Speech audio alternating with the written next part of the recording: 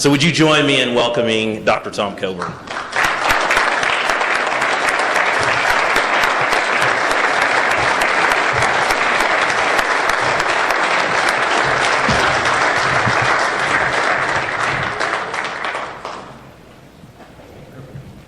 Well, good morning. Great of you to come out. The things that make a difference to somebody in office is you.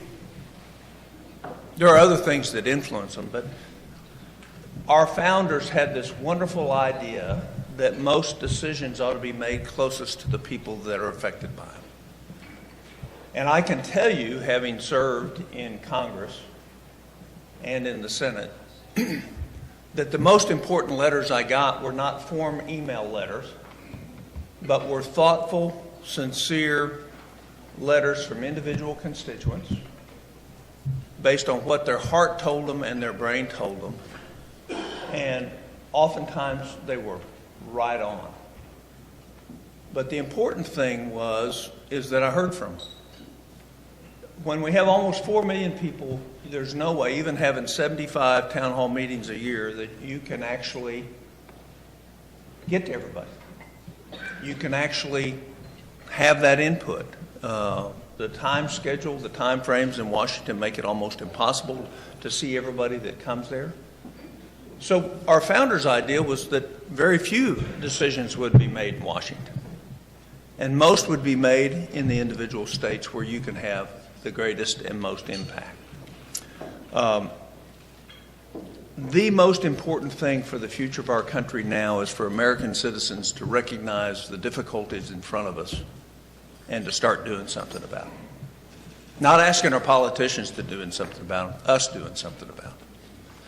And so I think there's 4 key things associated with a successful republic. And the first is the rule of law. And we saw that markedly diminished under the previous administration. And I know there's different points of view, but I don't care what the law is. If the law's on the books, then you either enforce it or take it off the books. But you don't not enforce a law on the books, because what that translates to our kids and younger individuals that don't have a lot of gray hair is, I can do whatever I want. If you're not going to enforce that law, then the next law shouldn't be enforced on me. So a total breakdown of the rule of law. And we saw a lot of that summer before last in terms of what happened in major cities because the rule of law was not enforced. The second thing is economic freedom. For 200 years, our country led the world in economic freedom. Anybody care to guess where we are today? Anybody got a guess? We're 17th.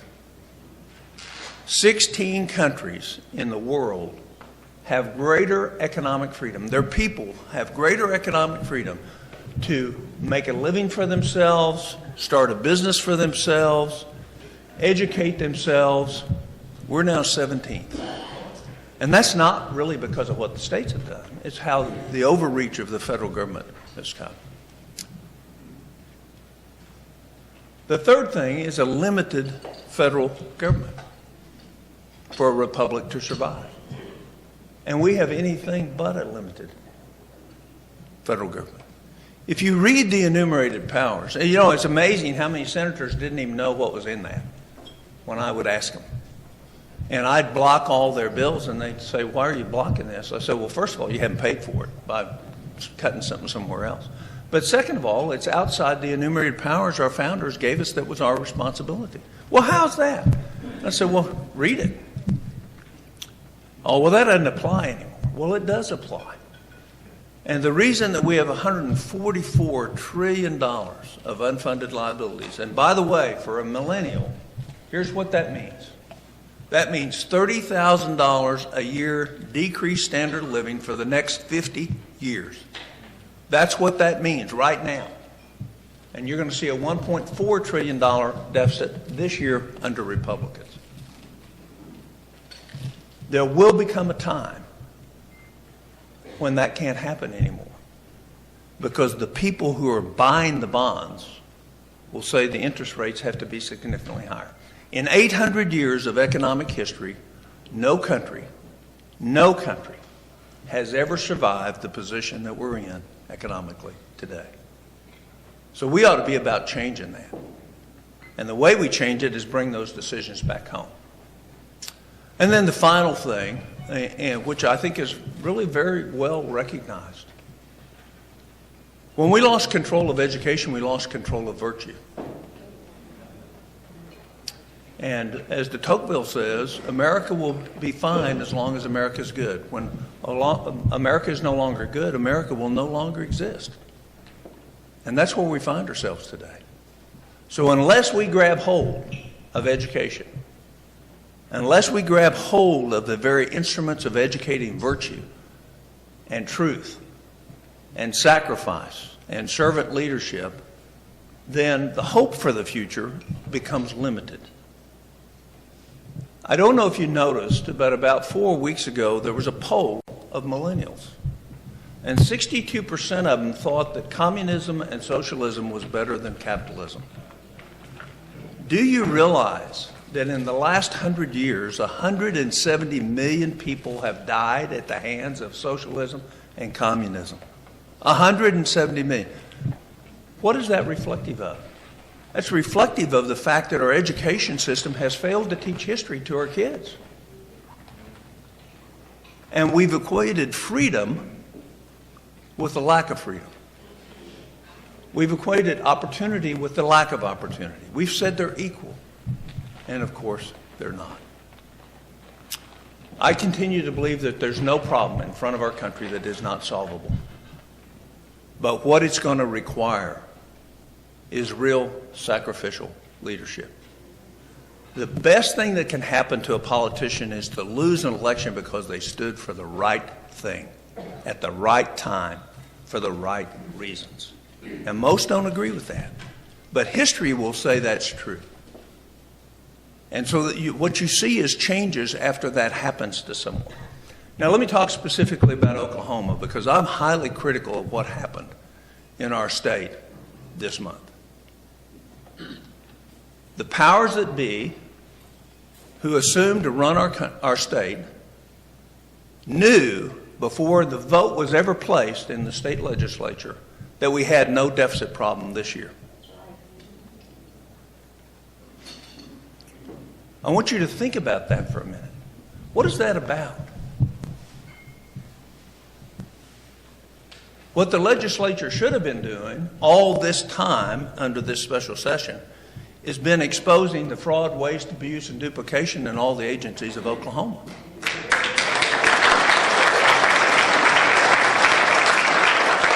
Our governor vetoed a transparency bill. Vetoed a transparency bill so that you can't see where Oklahoma's money is spent. It's your money. It's not the governor's money. It's not the legislature's money. It's your money. And what needs to happen in Oklahoma City is a bipartisan, bicameral committee with subpoena power that looks at every agency from the ground up. And I promise you, if they do their work, we can pay the teachers $7,000 more a year and still have every service fully intact.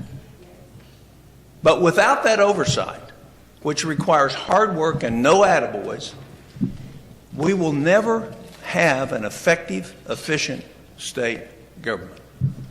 So that requires hard work on the part of the legislators.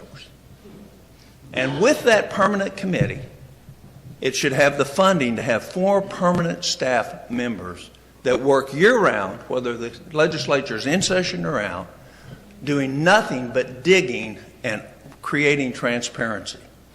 And the bill for transparency needs to run again this year. And the governor needs to sign it. Oklahoma is just like our country. We don't have any problem we can't solve. We do have to reach across the aisle, but the first thing that we have to have is common sense. And what you saw the speaker do didn't have anything to do with common sense. It had to do with political expediency and pleasing the big boys. Well, the big boys don't run this state anymore, the people do. And the House proved that. And isn't it wonderful that we have a statute that says we have to have a supermajority to pass the tax increase on people? So I'll just finish up with this. The most important people in this room are not the candidates. They're the activists. They're the you. How you approach what you do in terms of trying to influence legislatures is important. Kindness, persistence, honesty, and knowledge. The first rule that a legislator ought to have is who's on the other side of the issue, and then let you both talk at the same time in the same meeting so that you actually get a balanced view. But you're the most important because your influence should be what matters, not the big dogs in Oklahoma. Thank you. God bless you, and you all stay after.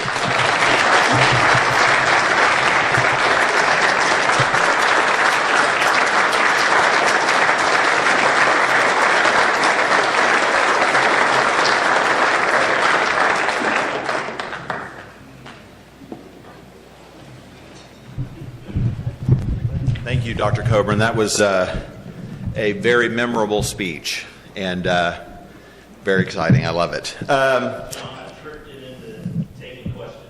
Wonderful. Okay, that's perfect. Are you up for questions? Okay. I don't think anyone has any questions for you, Dr. Coburn. They never do. Questions? Tom.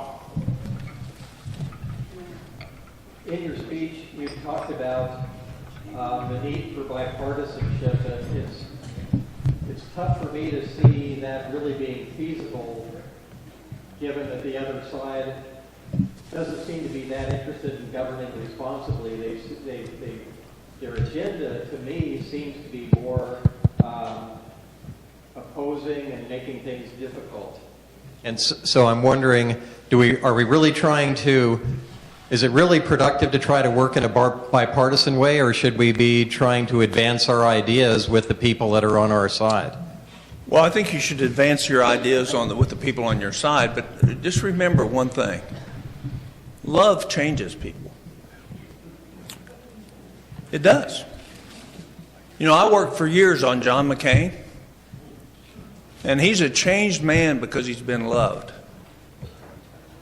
I had a great relationship with the president who I absolutely disagreed with, President Obama. But he listened to me because I loved him. So what I would tell you is rather than alienation, we ought to be trying to reconcile with everybody. And as we do that, we may not change minds, but how we do that is really important. We will have an impact on the people that we relate to if, in fact, we love them as we try to change their mind. Whoever's got the mic will get it to you.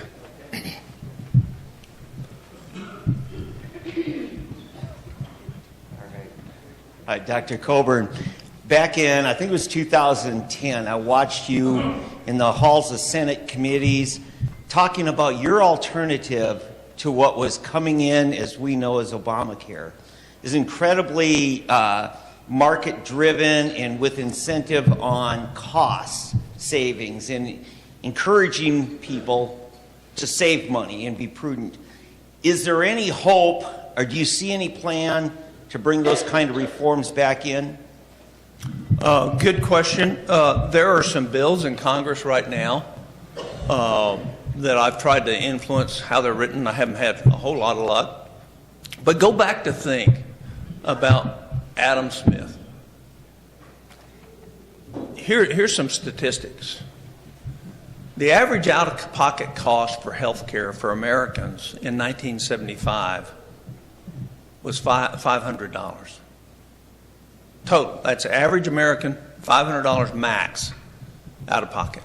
It's now $7,000. And those are in constant dollars, by the way. Constant dollars. So what happened? What happened was an industry got between patients and doctors. So ask yourself, what does a PBM really do?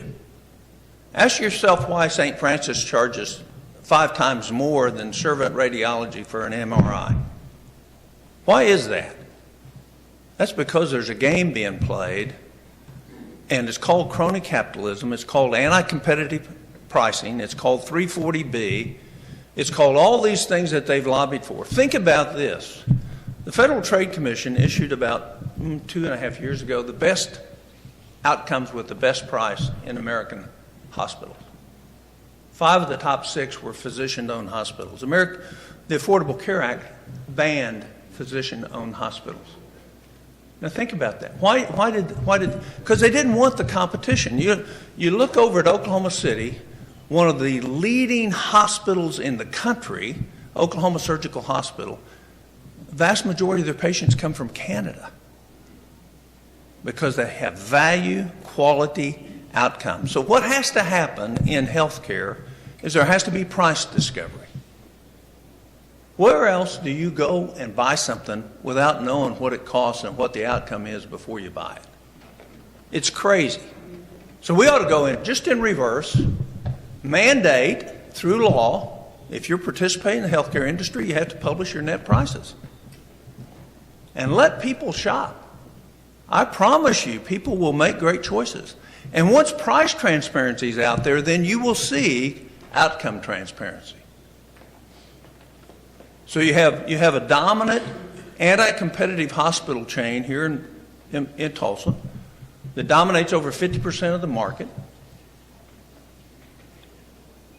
without real competition.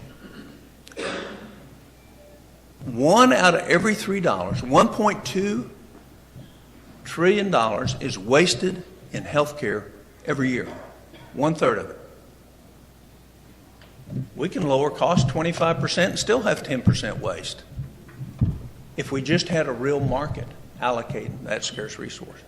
So my hope is, in answer to you, that you're either going to see an executive order, which I've been working with Vice President Pence on, or you're going to see a bill come through that mandates price transparency. You know, the problem in Washington is they don't think we know how to buy things. That we're not smart enough to know the difference between a $20 prescription and a $10 prescription. Right? I mean, that's the assumption, and that somebody else needs to decide for us. Nothing would be further from the truth. Yes, sir. You were infamous in the Senate for having an annual report on waste in government. Mm-hmm. What do you think was your biggest success there in doing that? And secondly, who's carrying on that legacy now? Well, I don't know what the biggest success was. What I know is the American people became informed on a lot of things. My biggest success was killing earmarks, which I think are trying to come back. But Senator Langford is doing a good job in trying to bring that forward. Senator Flake has tried to do some of it. But you can't just print a book. You got to go out and beat the stern every time about the waste. You know, I'm so disgusted in the bill that passed. I'm so thankful Senator Langford didn't vote for it.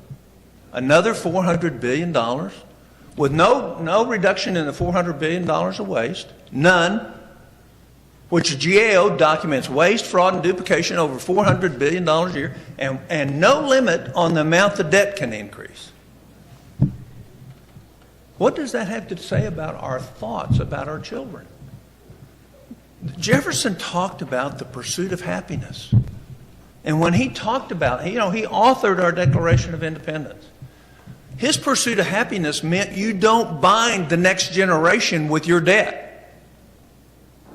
And we don't have leaders today that recognize what that meaning was. And that's a shame. Because I think it's immoral to steal the future from your children. And I don't think our Congress believes that.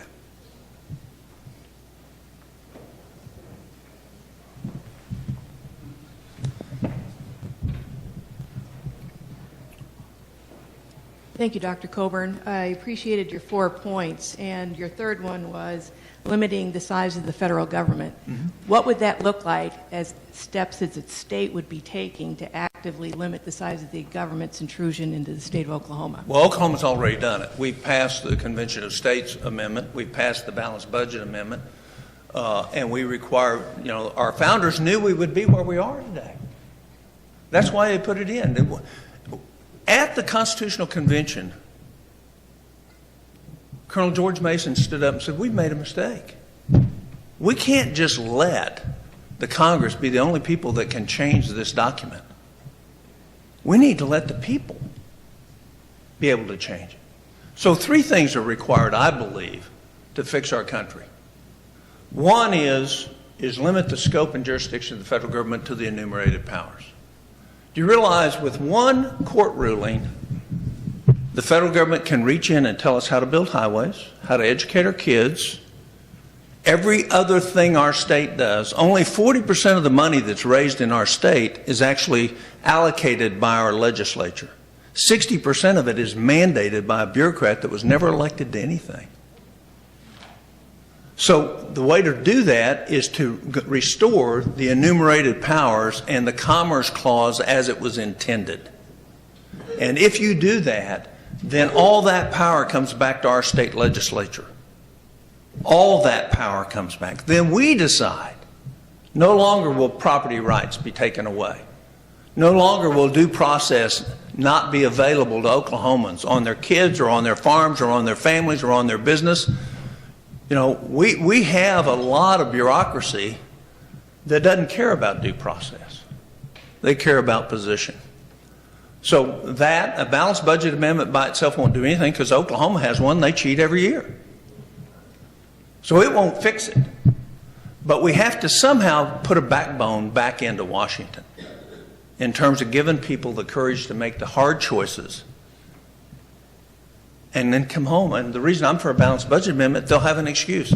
I did it because we had to. Not because I have the courage to say we need to do this, but I did it because we had to, because I think that's the only answer that'll get the majority of them to do the right thing. I'm pretty skeptical, I'm sorry. I saw 16 years of mess. All right, one more and then I'm going to sit down. You all have, you pick. I don't have a question, Dr. Coburn.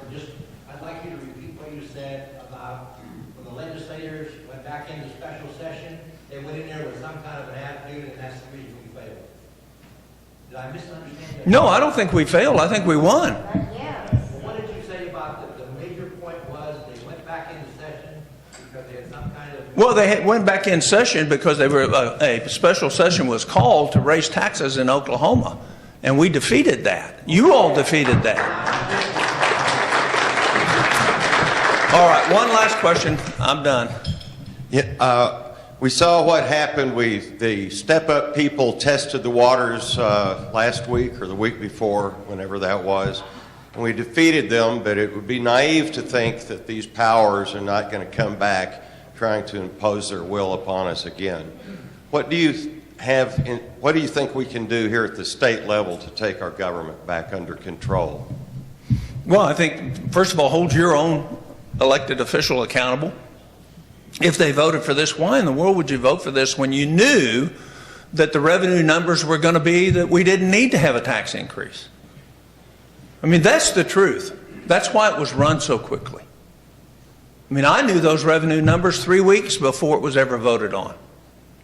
So if I knew it, why didn't the average Oklahoman, why wasn't it published to the average Oklahoman? So the inside game is let's get this thing through before everybody finds out that we don't need to. That doesn't mean we shouldn't raise teachers' salaries. The people who educate our children ought to be the highest paid of all our bureaucracies in Oklahoma, not the lowest. They have in their hands the future of our state. And they should get a $7,000 or $8,000 or $9,000 or $10,000 raise. But then they should be held accountable to perform. The second thing I would do is I'd copy Arkansas. Arkansas just finished their first stage of a Medicaid eligibility audit. And what they found was 120,000 people in Arkansas were on Medicaid that had insurance available to them at their job. In other words, they were cheating. That's going to mean $400 million to Arkansas's budget that they're not going to spend, that individuals have the responsibility to get their insurance through the work where it's available. So we could do that. The other thing is you can oversight every agency. We put forward some ideas in an editorial of where you can come up with money. Do you realize that if you add the lobbyists and the paid state employees for the agencies, that you have 220 paid people lobbying from the agencies to the state legislature? 220? We're paying people to lobby our state legislators from the agencies at which they're trying to get the money? That ought to be eliminated tomorrow.